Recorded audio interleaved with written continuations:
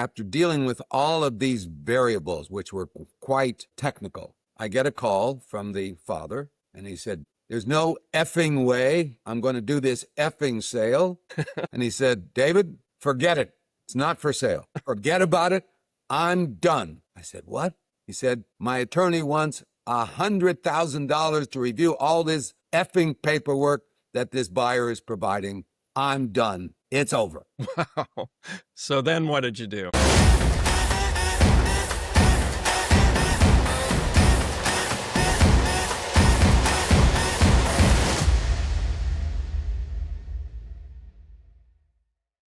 Welcome back to another episode of IAG's War Room. In the trenches, M&A stories where M&A experts talk about how they fought real-world battles of selling businesses, how they ultimately won and closed the deal, or as we like to say, we won the war. I'm Joe Lieberman, Senior Managing Director of IAG.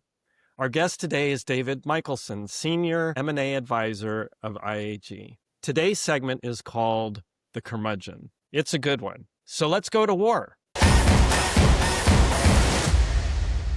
Good morning, David. Good morning, Joe. Tell us a little bit about your career path into M&A. Back in 1957, I was a teenager. My mother and I bought a pizza shop.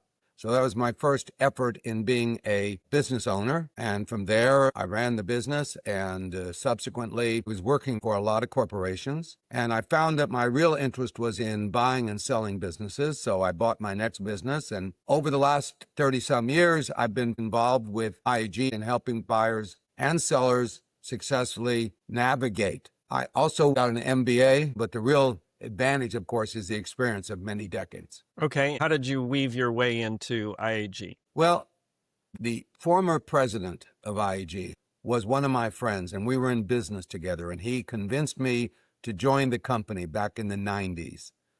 And that's where I've been for the last 30-some years. So you've seen a transition, that's fair to say, in terms of the organization and how M&A itself has evolved. We went from pretty much advertising businesses for sale to getting involved in helping find the buyers, to helping the transaction between the buyers and the sellers, to professional valuations, to professional offering memorandums, and ultimately to all the heavy lifting involved in getting a business sold. And IAG has moved from being a listing broker to a full-service M&A firm. There's the Main Street brokers, the 1-2-person offices that sell the mom and pop barbershops and hair salons. There are the M&A companies that handle 85% of the businesses in America, which are those under, let's say, $100 million in value. Mm-hmm. And then there's the big M&A companies that handle the Fortune 100.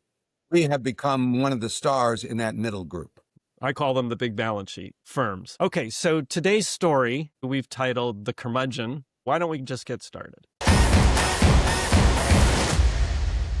This is a business in Texas that had its own special niche that did dialectic testing, meaning they did everything from selling the materials that you needed to testing everything from huge cranes to trucks to the service work. They had 3 divisions, and there was one son handling one division, one son handling another division, and the father over it all. And the father could never quite decide whether he wanted to sell the business or he didn't want to sell the business. But the boys absolutely wanted to sell the business. Help us understand what the diagnostic testing was on. Every state requires inspections for heavy equipment, things like cranes, special trucks that do electrical work, etc. And they were qualified to do all of those inspections, to make the repairs, to sell the equipment, including the gloves that you had to use, including all the testing equipment. It's a very complicated business, and they were the experts in it. I called this business because they had indicated a possible interest in wanting to sell, and it was very clear to me that the father, who was the ultimate boss, was very emotional about the business and very much in charge. It's my way or the highway. I think your title, Mr. Curmudgeon, was correct. He was ultimately, yes, let's do it. No, let's not do it. Yes, let's do it. No, not. And this is what we could sell for. No, I want twice that amount. It's not unusual for us to have A-types as business owner clients. He would argue with his sons, and I had to be able to listen to all this and act sort of as a peacemaker. Ultimately, we got it going. We got it on the market. And we had a number of people who were interested. He was not interested in anyone who didn't have any knowledge of the industry. So even if they offered a good price, he said, forget about it. I'm not going to hold their hand. When they buy it, I'm gone. It's not unusual to have an owner who's passionate about their business and really cares not only about extracting their wealth, but, as we say, transitioning the legacy. That's absolutely true. Ultimately, we got somebody who was a specialized engineer in the field who made an offer, and I didn't have to get them financing. They had their own investors, and they made an offer, which the owner said, no way. So I had to go back and get the offer upped, and it took about 3 or 4 different efforts to finally get an offer that he would consider as possible.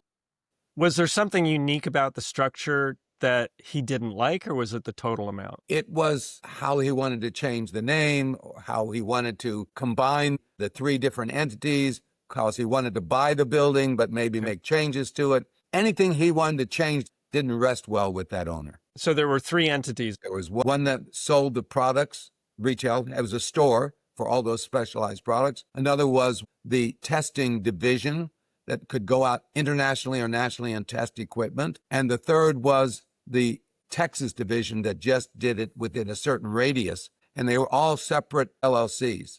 We had put all of these companies into one for the purchase. Got it. So to make a long story short, we made the offer, and this particular buyer was very knowledgeable, and his attorney did all of the paperwork, all of it. After dealing with all of these variables, which were quite technical, I get a call from the father, and he said, David, there's no effing way I'm going to do this effing sale.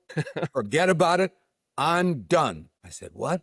He said, my attorney wants $100,000 to review all this effing paperwork that this buyer is providing. I'm done. It's over. Wow. So then what did you do? So rather than faint or say, what's going on? I said, I hear you. Let me see what I can do. And hung up so that I didn't have to deal with him when he was in that emotional state. Because I've already had him be hot, cold, hot, cold, hot, cold through the first 4 months. What did you find out about why the attorney came up with $100,000 to review largely completed documents? I assume there was asset purchase agreement for 3 different entities and the purchase of the property. Was there a combination of the entities before sale? There was all of that, plus there was a lot of scenarios in the documents. If this, then this. If inventory, this. There's the aerial division where they had helicopters or drones to come down. It was a very complicated business. So it's quite an extensive amount of paperwork. The attorney representing the client had a lot to review. My feeling is he didn't know a lot of it. So he was going to charge $500 or $600 an hour, and he figured he had to study the technicality of it. Anyway, it was a ridiculous number. Literally stuck a pin in my client's derriere, and he blew up like a balloon that burst. We've all dealt with clients that have strong personalities. Hopefully, we managed to have civil conversations. But in this case, there were a couple that weren't. I sat there and held hands and listened to both sides talking about what the issues were. And I said, okay, let me get back to all of you. And I called my friend who is a business attorney, explained what the situation was. And he said, I will go through the paperwork. I'm experienced in this industry for $12,000. What? He said, I do it for $12,000 as a favor instead of $100,000. And I called the owner, and he hemmed and he hawed. He said, okay, but no more. My attorney went through it. He said, most of it is quite clear and quite good business. He did it for $8,000. And it took me another 30 days to review all the paperwork and make him happy.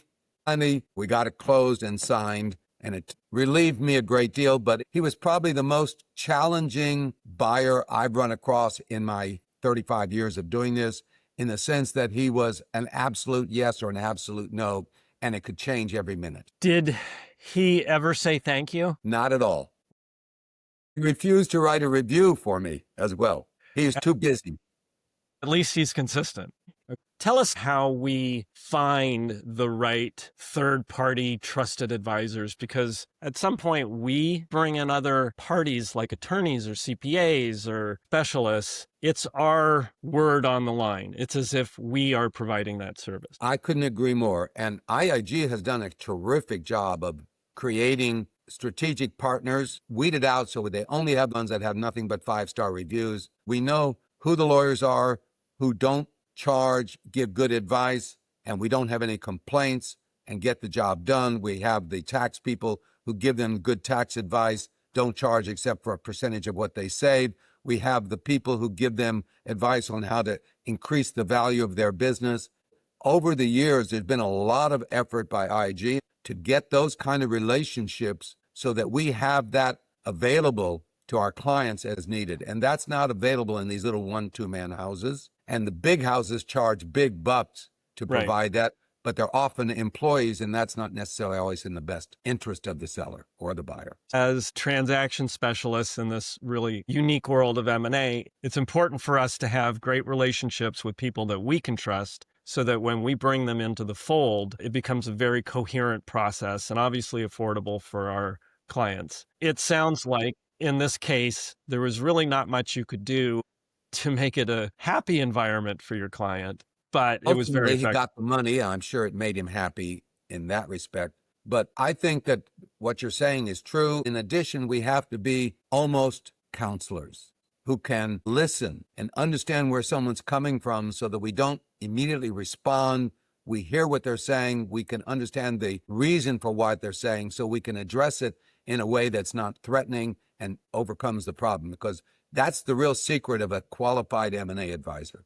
In the end, you satisfied a client. You felt positive about it. You had done the very best you possibly could. He got a good deal at as low a cost as possible. And because you had your battle shields on, you didn't get your feathers ruffled. You're the person both on the buy side and the sell side that they're going to yell at if it doesn't suit them. You have to understand the seller wants the best price without a lot of work, and the buyer wants the lowest price they can get and the best advantage they can have. And you have to find a way to make that a win-win for both sides. Now you are ready for the next curmudgeon. No curmudgeon could be more curmudgeon-y, if there's such a word, as the owner of this business.